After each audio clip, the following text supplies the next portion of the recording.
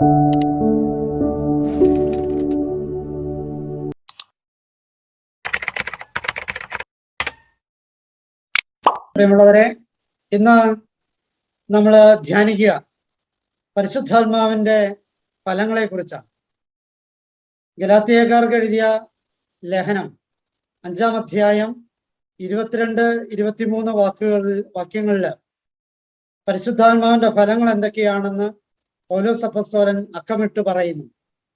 9 ഫലങ്ങളെ കുറിച്ചാണ് അപ്പസ്തോലൻ അവിടെ പറയുക. നമ്മൾ ഈ ദിവസങ്ങളൊക്കെയും ചർച്ച ചെയ്തത് പരിശുദ്ധാത്മാവിന്റെ വരങ്ങളെയും ദാനങ്ങളെയും കുറിച്ചാണ്. ഈ വരങ്ങളും ദാനങ്ങളും ഒക്കെ സ്വീകരിക്കുന്ന കാര്യങ്ങളാണ്, ഒന്നും കൊടുക്കേണ്ട കാര്യമല്ല. ഇതെല്ലാം വരങ്ങളും ദാനങ്ങളും ഒക്കെ പരിശുദ്ധാത്മാവിൽ നിന്ന് നമ്മൾ ദാനമായി സ്വീകരിക്കുന്നതാണ്. അങ്ങനെ സ്വീകരിച്ച് ഇങ്ങനെ വെറുതെ ഇരുന്നാൽ മതിയോ? അതിനുള്ള ഉത്തരമാണ് ഇന്നത്തെ നമ്മുടെ ധ്യാനം. ഈ വരങ്ങളും ദാനങ്ങളും ഒക്കെ സ്വീകരിച്ചിട്ട് എന്താ ചെയ്യേണ്ടത്? ഒറ്റ ഉത്തരവുള്ളൂ, ഫലങ്ങൾ പുറപ്പെടുവിക്കണം. ഈ ഫലങ്ങൾ പുറപ്പെടുവിക്കുന്ന കാര്യങ്ങളാണ് ഇന്നത്തെ വചനം നമ്മളുടെ മുമ്പിൽ അനാവരണം ചെയ്യും. മത്തായിയുടെ സുവിശേഷം 12-ാമത്തെ അധ്യായം 33-ാമത്തെ വാക്യത്തിൽ പറയുകയാണ്, ഒന്നുകിൽ വൃക്ഷം നല്ലത്, ഫലവും നല്ലത്, അല്ലെങ്കിൽ വൃക്ഷം ചീത്ത, ഫലവും ചീത്ത. എന്തെന്നാൽ ഫലത്തിൽ നിന്നാണ് വൃക്ഷത്തെ മനസ്സിലാക്കുക. ഞാൻ ആരാണ് എന്ന് ദൈവം മനസ്സിലാക്കുന്ന രീതി ഫലം കണ്ടിട്ടാണ്. എന്നിൽ നിന്ന് പുറപ്പെടുന്നത് എന്തോ അതാണ് ഫലം. നമ്മൾ സാധാരണഗതിയിൽ ഒരു ചെടിയെ കണ്ടാല് അതെന്ത് ചെടിയാണ് എന്ന് നമ്മൾ തീരുമാനിക്കുന്നത് പലപ്പോഴും അതിൻ്റെ ഇലയും അതിൻ്റെ ഷേപ്പും അതിൻ്റെ സ്വഭാവങ്ങളും ഒക്കെ കണ്ടിട്ടാണ് നമ്മൾ ഇത് ഇന്ന സസ്യമാണെന്ന് പറയും. ആ സസ്യത്തിന്റെ ഫലം നോക്കിയിട്ടല്ല. സാധാരണ മനുഷ്യര് അങ്ങനെയാണ്. എന്നാല് വൈദ്യന്മാര് ഒരു ചെടിയെ വിലയിരുത്തുന്നത് അതിൽ ഓരോ ചെടിക്കും അതിൽ നിന്ന് പുറപ്പെടുന്ന ടേസ്റ്റുകള്, അത് കയ്പാണോ മധുരമാണോ, അതിൻ്റെ അത് വായിലേക്ക് വെക്കുമ്പോൾ എന്തായിരിക്കും, ഇറക്കുമ്പോൾ എന്തായിരിക്കും, അതിനെക്കുറിച്ച് അതിൻ്റെ രസങ്ങള് എന്താണ് എന്ന് വിലയിരുത്തിയിട്ടാണ് അതിൻ്റെ ഗുണം എന്താണെന്ന് വിലയിരുത്തുക, അത് മരുന്നിന് ഉപയുക്തമാണോ ഇല്ലയോ എന്ന് വിലയിരുത്തുക. അപ്പൊ ഒരു വൈദ്യൻ ഒരു സസ്യത്തെ നിർണയിക്കുന്നത് അതിൻ്റെ സസ്യത്തിന്റെ ഉപയോഗപ്രദമായ ഭാഗത്തിന്റെ ഗുണം നോക്കിയിട്ട്.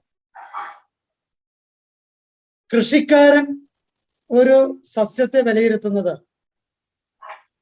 അതിൻ്റെ ഫലം, അതിൻ്റെ വിളവെടുപ്പ് എങ്ങനെയാണ് വിളവെടുക്കുന്നത് എന്ന് നോക്കിയിട്ട്. പലപ്പോഴും കൃഷിക്കാരനായിട്ടാണ് ക്രിസ്തുവിനെ, ദൈവത്തെ ബൈബിൾ അവതരിപ്പിക്കുക. അങ്ങനെ കൃഷിക്കാരനാണ് ദൈവമെങ്കിൽ ഞാനും നിങ്ങളുമാകുന്ന സസ്യത്തെ ഈ ഭൂമിയിൽ നട്ടിട്ടുണ്ട് എങ്കിൽ ഈ സസ്യത്തിന് ആവശ്യമായ ഫലങ്ങളും വരങ്ങളും ദാനങ്ങളും, അതായത് ഒരു സസ്യത്തിന് ഒഴിച്ചു കൊടുക്കേണ്ട വളവും ജലവും, വളവും ജലവുമാണ് പരിശുദ്ധാത്മാവിന്റെ വരങ്ങളും ദാനങ്ങളും. ഈ വരങ്ങളും ദാനങ്ങളുമാകുന്ന ജലവും വളവും സ്വീകരിച്ചിട്ട് വെറുതെ ഇങ്ങനെ തഴച്ചു കൊഴുത്തു നിന്നാൽ പോരാ, ഫലം പുറപ്പെടുവിക്കണം. കൃഷിക്കാരന് ആവശ്യം തഴച്ചു കൊഴുത്തു നിൽക്കലല്ല, ഫലമാണ് ആവശ്യം. ഫലത്തിൽ നിന്നാണ് ദൈവം വൃക്ഷത്തെ അറിയുക. ലൂക്കയുടെ സുവിശേഷം 6-ാമത്തെ അധ്യായം 44-ാമത്തെ വാക്യത്തിൽ ഇത് ആവർത്തിക്കുന്നു. ഓരോ വൃക്ഷവും ഫലം കൊണ്ട് തിരിച്ചറിയുന്നു. മുൾച്ചെടിയിൽ നിന്ന് അത്തിപ്പഴമോ ഞെരിഞ്ഞിൽ നിന്ന് മുന്തിരിപ്പഴമോ ലഭിക്കാറില്ല. അപ്പോ ഫലത്തിന്റെ ഗുണം നോക്കിയിട്ടാണ് സസ്യത്തിന്റെ ഗുണം കർഷകൻ നിശ്ചയിക്കുന്നത്. കാഴ്ചക്കാർ നിശ്ചയിക്കുന്നത് പോലെയല്ല, വൈദ്യന്മാർ നിശ്ചയിക്കുന്നത് പോലെയല്ല, കർഷകൻ നിശ്ചയിക്കുന്നത് പോലെയാണ് കൃഷി ചെയ്തവൻ, ഇതിന്റെ ഉടമസ്ഥനാണ് തീരുമാനിക്കുന്നത് ഇതെന്താണ്. ഫലമാണ് തീരുമാനിക്കേണ്ടത്, അല്ലെങ്കിൽ പറിച്ചു കളയും. വൈദ്യനോ കാഴ്ചക്കാരനോ പറിച്ചു കളയാൻ അനുവാദമില്ല. കൃഷിക്കാരനെ അത് പറിച്ചു കളയാൻ അനുവാദമില്ല. അതുകൊണ്ട് കൃഷിക്കാരന്റെ കണ്ണാണ് ദൈവത്തിന്റെ കണ്ണ്. ഫലം ആണ് നോക്കുന്നത്. ഇനി ഫലം ഉണ്ടാകുന്ന രീതികളെ കുറിച്ച് ഒന്ന് ചർച്ച ചെയ്യുന്നത് നല്ലതാണ്. ഫലം ഇല്ലെങ്കിൽ എന്താണ് പ്രശ്നം? ഒന്നാമത്തെ പ്രശ്നം ശിക്ഷയുണ്ട് എന്നുള്ളതാണ്. മത്തായിയുടെ സുവിശേഷം 3-ാമത്തെ അധ്യായം 10-ാമത്തെ വാക്യം സ്നാപയോഹന്നാന്റെ വാക്കുകളാണ്.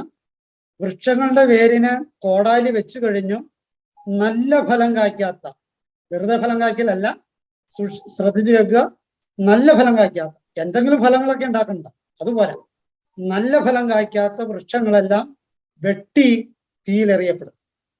തീ എന്ന് പറയുന്നത് നരകത്തിന്റെ സൂചനയാണ്. അപ്പോ വെറുതെ ഫലം പുറപ്പെടുവിച്ചാൽ പോരാ, പക്ഷെ നല്ല ഫലം പുറപ്പെടുവിക്കും. നമ്മുടെയൊക്കെ ശവാടക്കിന് പ്രാർത്ഥിക്കുന്ന പ്രാർത്ഥന വളരെ ശ്രദ്ധേയമാണ്. പൗലോസിന്റെ ലേഖനത്തിൽ നിന്നുള്ള വായനയിൽ നിന്ന് വായിക്കുകയാണ്, ഞാൻ നല്ല ഓട്ടം ഓടി, അതിനാൽ വിശ്വാസം സംരക്ഷിച്ചു, അതിനാൽ നീതിയുടെ ന്യായാധിപനായ കർത്താവ് എന്നെ നീതിയുടെ മുടി അണിയിക്കുമാറാകട്ടെ. ഞാൻ കണ്ടമാനം ഓടിയെന്നല്ല, ഞാൻ നല്ല ഓട്ടം ഓടിയെന്ന്. നമുക്കൊക്കെ പറയാനുള്ളത് ഒരുപാട് ഓടിയതിനെ കുറിച്ചാണ്. ഒരുപാട് ഓടിയിട്ട് കാര്യമില്ല, നല്ല ഓട്ടം ഓടണം, ട്രാക്കിലൂടെ ഓടണം. നമ്മുടെ കേരളത്തിന്റെ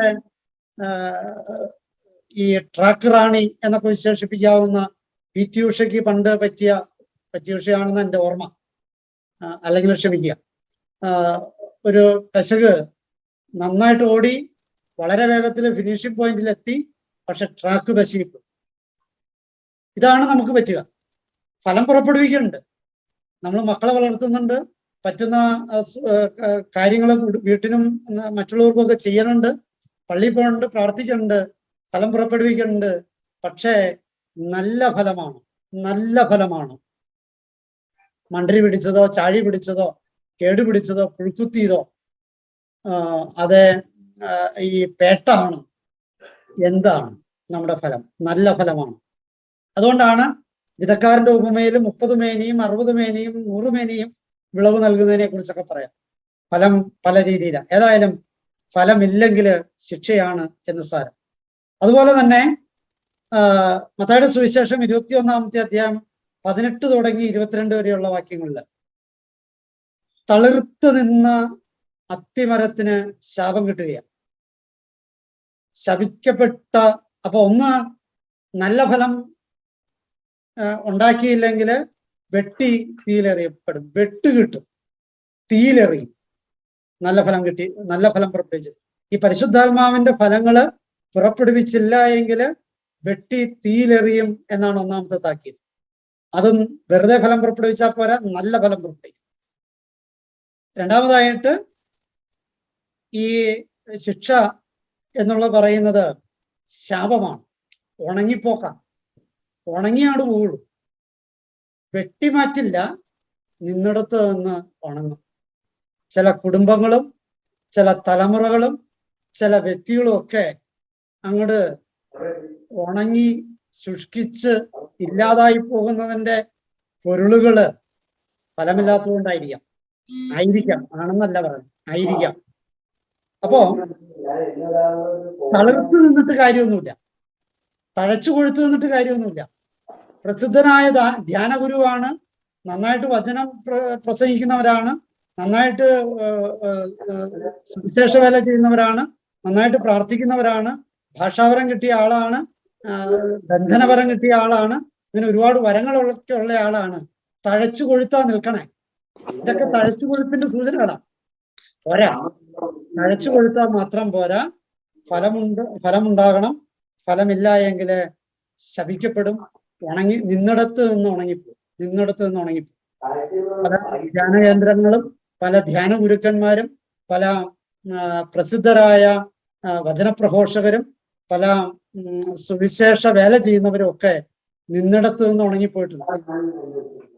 പള്ളിയിലെ കൈക്കാരനും അല്ലെങ്കിൽ പള്ളിയിലെ വലിയ ആളുകളും ഒക്കെ ആയ ആൾക്കാര് നിന്നിടത്ത് നിന്ന് ഉണങ്ങുന്നത് എന്റെ കണ്ണുകൊണ്ട് കണ്ടിട്ടുണ്ട്.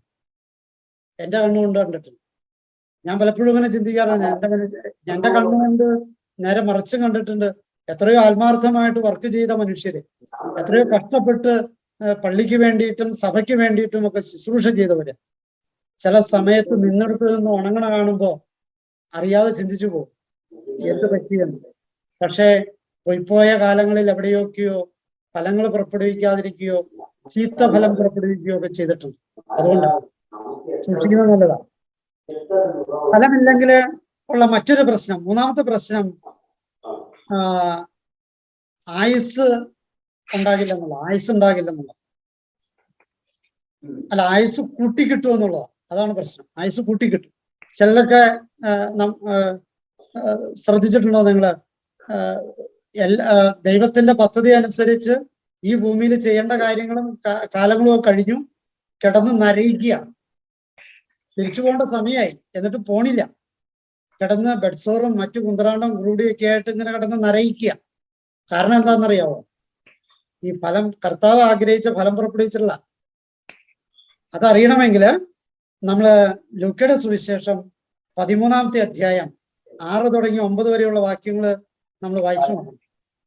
അവിടെ കാണുക മുന്തിരിത്തോട്ടത്തിൽ നട്ടുപിടിപ്പിച്ച അത്തിവൃക്ഷത്തെ കുറിച്ചാണ്.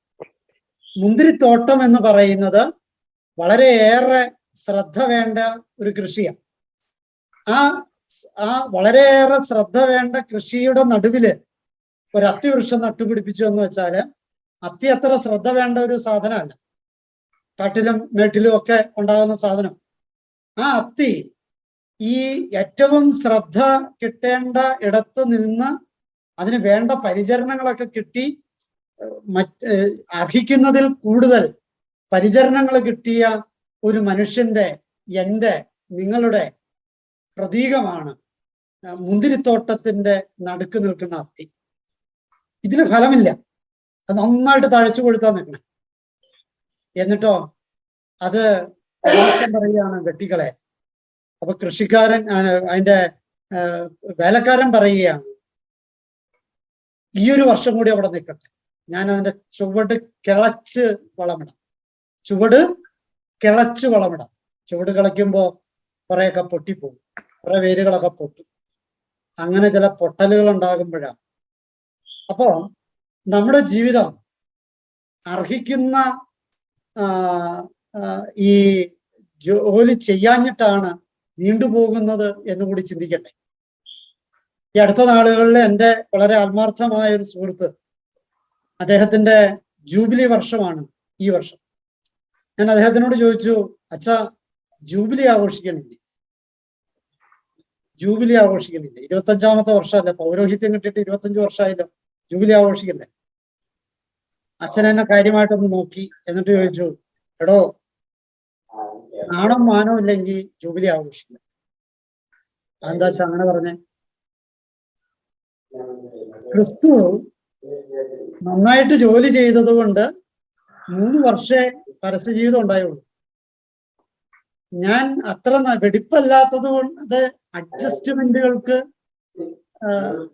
വിധേയമായതുകൊണ്ട്, കുറെയൊക്കെ ഫലങ്ങൾ പുറപ്പെടുവിക്കേണ്ടിടത്ത് പുറപ്പെടുവിക്കാതെ ജീവിച്ചത് കൊണ്ടാണ് ഇത്രയും നീണ്ടു ജീവിച്ചത്. ഞാൻ 25 വർഷം പുരോഹിതനായിട്ട് ഈ ഭൂമിയിൽ ജീവിച്ചു എന്ന് പറയുമ്പോ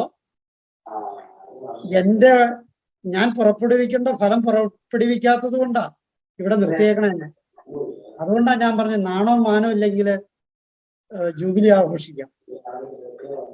അങ്ങനെ നാണവും മാനവും ഉള്ളത് കൊണ്ട് ഞാൻ ജൂബിലി ആഘോഷിക്കുന്നില്ല, അതെന്റെ മനസാക്ഷിയുടെ പ്രശ്നമാണ് എന്ന് പറഞ്ഞു.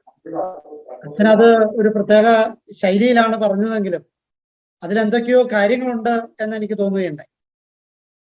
നമ്മളിങ്ങനെ ജീവിതം ഇങ്ങനെ രാഗി നരകിച്ച് ഇങ്ങനെ നീണ്ടുപോകുന്നത് പലപ്പോഴും പുറപ്പെടുവിക്കേണ്ട ഫലങ്ങൾ പുറപ്പെടുവിക്കാത്തത് കൊണ്ടല്ലേ കുറച്ചു നാളും കൂടി നിൽക്കേണ്ടി വരണേ. അതൊന്നും ചിന്തിക്കുന്നത് നല്ലതാണ്. ഫലമില്ലെങ്കിൽ ഇങ്ങനെ നരകിച്ച് നിൽക്കേണ്ടി വരും. വീണ്ടും ഫലമില്ലെങ്കിൽ വിധിയുണ്ടാകും.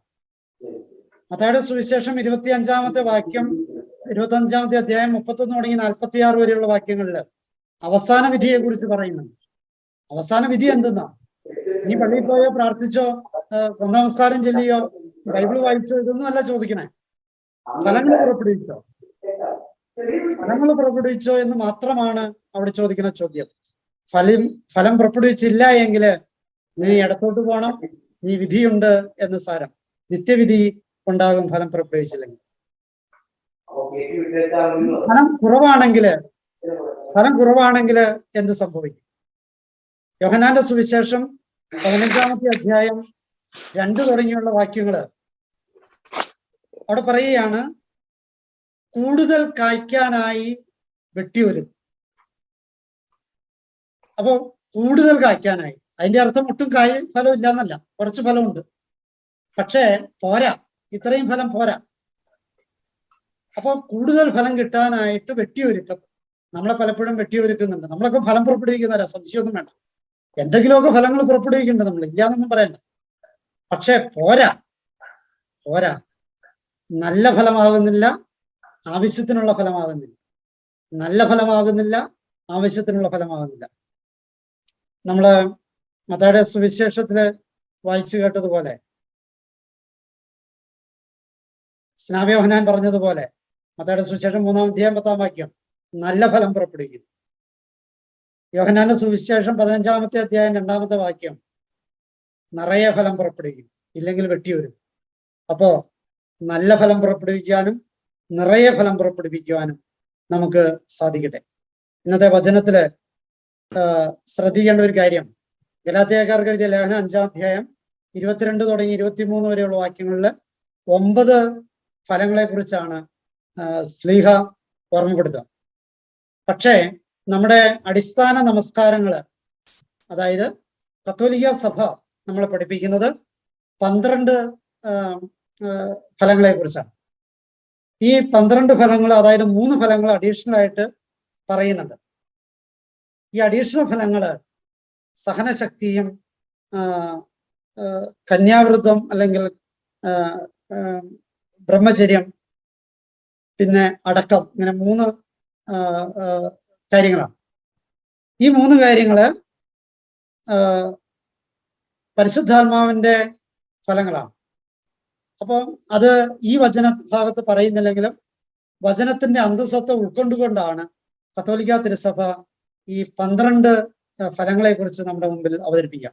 ആ 12 ഫലങ്ങള് ഉപവി, ആനന്ദം, സമാധാനം, ക്ഷമ, സഹനശക്തി, നന്മ, കനിവ്, സൗമ്യത, വിശ്വാസം, അടക്കം, ആത്മസംയമനം, കന്യാവ്രതം അഥവാ ബ്രഹ്മചര്യം എന്നുള്ളത്. ഈ ഫലങ്ങളെല്ലാം എല്ലാവരും എല്ലായ്പ്പോഴും പുറപ്പെടുവിക്കേണ്ട ഫലങ്ങളല്ല. എല്ലാവരും നിരന്തരമായി പുറപ്പെടുവിക്കേണ്ട ഫലം ഏത് എന്ന് ചോദിച്ചാല് പൗലോസ് ശ്ലീഹയുടെ ഭാഷയിൽ പറഞ്ഞ ഒറ്റ ഉത്തരവുള്ളൂ. അത് ഒന്നാമത്തേതാണ്, സ്നേഹത്തിൻ്റെതാണ്, ഉപവിയുടേതാണ്. ഒന്നാമത്തെ സ്നേഹം അഥവാ ഉപവി. ഈ സ്നേഹത്തിന്റെ ഫലമാണ് എല്ലാവരും എല്ലാ സമയവും പുറപ്പെടുവിക്കേണ്ട നിരന്തരമായ ഫലം. ബാക്കിയുള്ള ഫലങ്ങളൊക്കെയും മൊത്തം ആപേക്ഷികമാണെന്ന് പറയുന്നില്ല. അതിൻ്റെ അകത്ത് കുറെയൊക്കെ ഫലങ്ങൾ നമുക്ക് എല്ലാവർക്കും പുറപ്പെടുവിക്കാനായിട്ട് സാധിക്കും. അപ്പൊ ഈ 9 ഫലങ്ങള് പൗലോസ് അപ്പോസ്തലൻ നേരിട്ട് പറയുന്ന 9 ഫലങ്ങൾ എല്ലാവർക്കും പുറപ്പെടുവിക്കാൻ സാധിക്കുന്നതാണ്. ബാക്കി 3 ഫലങ്ങള് ഇപ്പോഴും എല്ലാവർക്കും പുറപ്പെടുവിക്കാനായിട്ട് സാധിക്കുന്നതാണ്. അപ്പൊ ഈ ഫലങ്ങള് പുറപ്പെടുവിക്കേണ്ട സമയത്ത് പുറപ്പെടുവിക്കാനായിട്ട്, ചുരുക്കി പറഞ്ഞാല് പുറപ്പെടുവിക്കേണ്ട സമയത്ത് പുറപ്പെടുവിക്കാനായിട്ട്, അതായത് ദൈവം നമ്മളോട് ചോദിക്കുമ്പോൾ ഈ ഫലങ്ങളുണ്ടോ? അത്തിവൃക്ഷത്തെ കാലമല്ലാത്ത കാലത്ത് ദൈവം വന്ന് നോക്കും ഫലങ്ങളുണ്ടോ എന്ന്. അത് അത്തിപ്പഴങ്ങളുടെ കാലമല്ലായിരുന്നു. കാലമല്ലാത്ത കാലത്ത്, അത് ആ കാലമല്ല എന്ന് പറയുന്നത് നമ്മുടെ കാലത്താണ്, പക്ഷെ ദൈവത്തിന് കാലമായിരിക്കും. ദൈവത്തിന്റെ കാലമാണ്. ദൈവത്തിന്റെ കാലത്ത് നമ്മളെ നോക്കുമ്പോൾ, നമ്മുടെ കാലത്തല്ല, ദൈവത്തിന്റെ കാലത്ത് നമ്മളെ നോക്കുമ്പോൾ നമ്മൾ ഫലം പുറപ്പെടുവിക്കുന്നവരാകാൻ, നേരത്തെ സൂചിപ്പിച്ചതുപോലെ നിറയെ ഫലം പുറപ്പെടുവിക്കുന്നവരാകാൻ, നല്ല ഫലം പുറപ്പെടുവിക്കുന്നവരാകാൻ ദൈവം നമ്മെ അനുഗ്രഹിക്കട്ടെ. പിതാവിന്റെയും പുത്രന്റെയും പരിശുദ്ധാത്മാവിന്റെയും നാമത്തിൽ ആമേൻ.